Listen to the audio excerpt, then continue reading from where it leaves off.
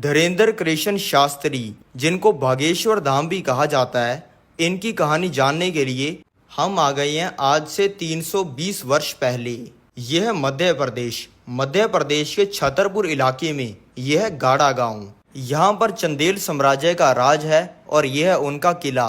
इसके पास में यह मंदिर जिसको बनाया है इस इंसान ने, जिनको हम सन्यासी बाबा कहते हैं। इनके बेटे हैं ये सेतुलाल गर्ग। ये सन्यासी बाबा ही आने वाले समय में धीरेंद्र कृष्ण शास्त्री के परदादा बनेंगे। ये अपने ही इस मंदिर के अंदर पुजारी हैं और ये चंदेल के राजा के सलाहकार भी हैं। इनकी ही सलाहों की वजह से चंदेल साम्राज्य इतना बड़ा बना है। आज चंदेल के इस राजा ने गांव के सभी लोगों को अपने किले के अंदर बुलाया है, जिसमें सन्यासी बाबा भी आए हुए हैं।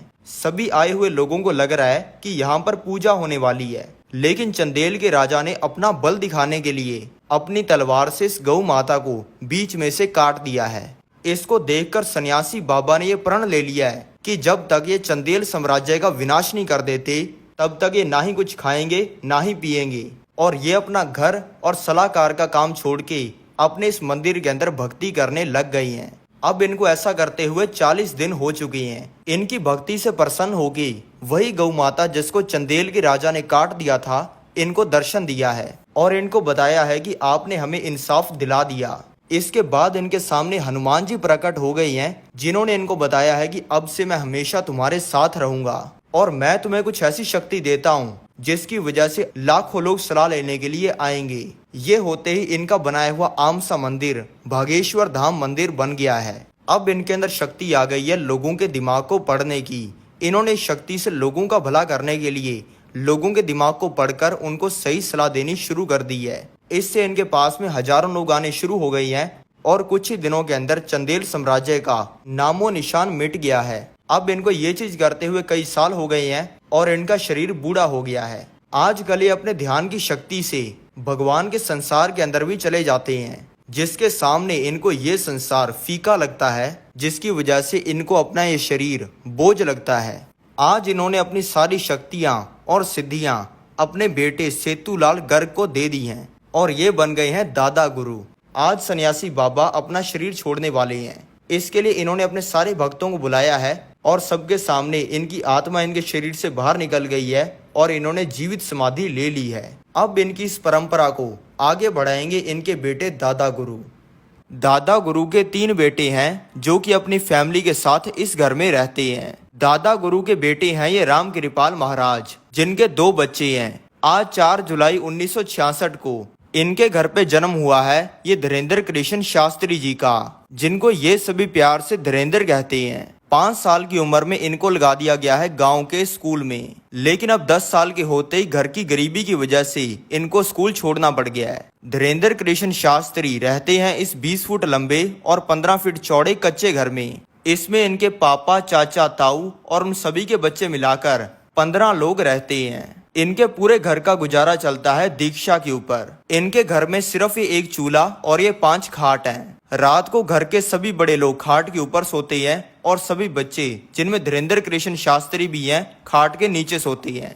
इनके परिवार को जो ब्राह्मण होने की वजह से दीक्षा मिलती थी वो अब मिलनी कम हो गई है और इनके पिता ने काम करना छोड़ दिया है, जिससे अब इनके पास में खाना खाने तक का पैसा नहीं है। अभी ये 10 साल के बच्चे हैं और इनके पड़ोसी ने गांव का पहला टीवी अपने घर पे लगाया है। ये सभी बच्चों के साथ डेली रोज रात को 9 बजे टीवी देखने आते हैं।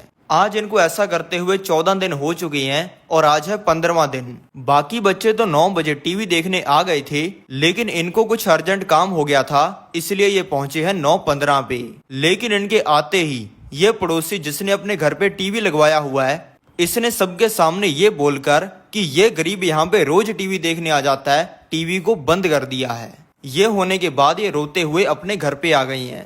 इनकी माता ने इनसे पूछा है कि बेटा आज बहुत जल्दी आ गई। इन्होंने कहा है कि हाँ, आज लाइट चली गई थी। 2 घंटे छिपकर रोने के बाद इन्होंने ये ठान लिया है कि अब से मैं किसी के घर पे टीवी देखूंगा नहीं, बल्कि टीवी पर आऊंगा। इनका पूरा परिवार ब्राह्मण है, इसलिए ये पूजा पाठ करने के लिए लोगों के घर पे जाते रहते हैं। कई बार जिन लोगों के घर पे टीवी होता है इनको कह देते हैं टीवी देखने के लिए, लेकिन ये तब भी नहीं देखते हैं। दादा गुरु के पास अगर कोई भी आता है तो वो पहले ही पर्चा बना के रख लेते हैं कि सामने वाला इंसान क्या पूछेगा, और फिर उस इंसान की परेशानी सही हो जाती है। किसी को तो इससे नौकरी मिल जाती है, किसी की बीमारी सही हो जाती है, तो कोई अमीर बन जाता है। इसलिए धीरेन्द्र कृष्ण शास्त्री का सोचना है कि अगर हमें दादा गुरु किसी गड़े हुए धन के बारे में बता दें तो हमारी गरीबी दूर हो जाए। इसलिए आज सुबह 9 बजे ये बागेश्वर धाम मंदिर पहुंच गए हैं, जहां पे इन्होंने गड़े हुए धन के लिए अर्जी लगा दी है और ये भीड़ के अंदर बैठ गए हैं। अब दादा गुरु ने भी इनको बुला लिया है। इन्होंने सबके सामने दादा गुरु को कह दिया है कि तुमने आज तक हजारों लोगों की जिंदगी बदली है, हिम्मत है तो हमारी बदल के दिखाओ। ये सुनते ही दादा गुरु ने इनको रात को आने के लिए कह दिया है। फिर रात को धीरेन्द्र कृष्ण शास्त्री पहुंच गए बागेश्वर धाम मंदिर, जहां पे जाते ही इनके दादा इनका हाथ पकड़ के ले गए इनको हनुमान जी की मूर्ति के सामने। जाते इन्होंने कह दिया कि आज से ये तेरे और तू इनका, और ऐसा कहते इनको भगवान का प्रकाश दिखा। और फिर आखिर में इनके दादा ने इनसे कहा कि तुम यहाँ पे पर्चा बनवाने आए थे, लेकिन अब तुम पर्चा बनाने वाले बन चुके हो। ऐसा होने के बाद ये नहीं है कि इनको सिद्धियां मिल गई हैं। इन्होंने दादा गुरु के कहने पर 2 साल पहाड़ों में जाकर अकेले साधना की है, हिंदू धर्म के दर्जनों ग्रंथ पढ़े हैं और दिन रात संतों की सेवा की है। अब 15 साल की उम्र में, लेकिन इनके परिवार की स्थिति अभी भी गरीबी की है, पर आज इनको खजाना मिलने वाला है। ये किसी काम के लिए आए थे मथुरा, और अब इनको अपने गांव वापस जाना है, जिसकी टिकट खरीदने के लिए ये अभी काउंटर पे आ चुकी हैं। लेकिन यहाँ पे आते इनको पता चला है कि इनकी जेब कट गई है, जिसमें 1100 रुपए और एक नोकिया का फोन था, जिसपे सांप सीढ़ी खेला करते थे। यानी कि अब इनके पास में वापस जाने की टिकट खरीदने का पैसा नहीं है। इन्होंने अपने दिमाग से ही हनुमान जी को सवाल पूछा है कि अब मैं वापस कैसे जाऊं, और आगे से आवाज आई है कि एसी डब्बे के अंदर चढ़ जाओ। ये सुनते ही ये एसी डब्बे के अंदर चढ़ गई हैं। इनको लग रहा था कि यहाँ पे इन्हें सीट मिलेगी, लेकिन सीटें तो सभी भरी हुई हैं। इसलिए ये आके खड़े हो गई हैं ट्रेन के कंपार्टमेंट के पास में। अब एसी डब्बे के अंदर भी चढ़ के एसी का मजा ना ले, ये तो हो ही नहीं सकता। इसलिए ये ट्रेन के डब्बे को बार बार खोल लेती हैं और ठंडी हवा लेकर बंद कर देती हैं, जिसे देखकर ट्रेन में जा रहे एक इंसान ने कंप्लेंट कर दी है और इनके पास में टीसी आ गया है, जिसने आते ही पूछा है कि तुम्हारी टिकट कहाँ पे है। इन्होंने आगे से कहा है कि मेरे पास में टिकट नहीं है। ये सुनते ही टीसी ने बोल दिया है कि तुम्हें 1200 रुपए फाइन देना पड़ेगा, 6 महीने जेल जाना पड़ेगा, और मैं अभी फोन करके पुलिस को बुला रहा हूँ। और टीसी ने फोन अपनी जेब से निकाल लिया है, जिसके जवाब में धीरेन्द्र कृष्ण शास्त्री जी ने अपने डब्बे में से हनुमान जी को निकाल लिया है और कहा है कि मरवाओगे क्या। ये कहते इनके दिमाग के अंदर कुछ हुआ है और इन्होंने टीसी को बोल दिया है कि तुम्हारा नाम अमर सिंह है, तुम्हारे पिता का नाम अमंग सिंह है, तुम्हारे बच्चा नहीं हो रहा, और तुम्हारी लुगाई का नाम सविता है। ये सुनते ही टीसी ने इनका हाथ पकड़ लिया है और वो इनको इस ट्रेन के डब्बे में से लेके जा रहा है। धीरेन्द्र कृष्ण शास्त्री जी को लग रहा है कि अब तो अपना जेल जाना पक्का है, लेकिन इस टीसी ने तो फर्स्ट क्लास डब्बे का गेट खोलकर इनको बैठने के लिए कह दिया है, जिसकी टिकट ही 5000 की है, और अब ये आराम से इसमें सो गई हैं। अब ये कुछ ही घंटों में पहुंच गई हैं अपने गांव के डिस्ट्रिक्ट छत्तीसगढ़ में, और अब इनका उतरने का टाइम हो गया है। टीसी ने इनसे फाइन तो लेना क्या था, बल्कि इनको 1100 रुपए दे दिए हैं, और धीरेन्द्र कृष्ण शास्त्री जी ने टीसी को कह दिया है कि तुम्हारे बच्चा पक्का होगा। अब धीरेन्द्र कृष्ण शास्त्री जी ने सोच लिया है दरबार लगाने का और लोगों का भला करने का। इस दरबार को कभी अंधेरी के अंदर पेड़ के नीचे, या हड्डियां जमा देने वाली सर्दी में टेंट के अंदर, या फिर जून जुलाई की गर्मी में कमरे के अंदर बैठकर लगाते हैं। लेकिन ये करने की वजह से इनको पूरी दुनिया के द्वारा मालाएं नहीं मिलती हैं, बल्कि अपने दोस्त और रिश्तेदारों के द्वारा ताने मिलते हैं। सभी इनको कहते थे कि और बाबा जी, लोगों का भला करके खुद का कितना भला कर लिया। इनके दोस्त ने कहते थे कि बाबा जी, आपके दादा गुरु हमारा क्या भला करेंगे, वो तो आपका ही भला नहीं कर पाए। लेकिन धीरेन्द्र कृष्ण शास्त्री जी को इन तानों से तोड़ने की तो बहुत कोशिश की गई है, लेकिन इनको ये ताने तोड़ नहीं पाई हैं। इन्होंने अब दरबार लगाने लगातार शुरू कर दिए हैं, लेकिन इनके दरबार में 5 लाख लोग नहीं आते हैं, बल्कि सिर्फ 5 लोग आते हैं।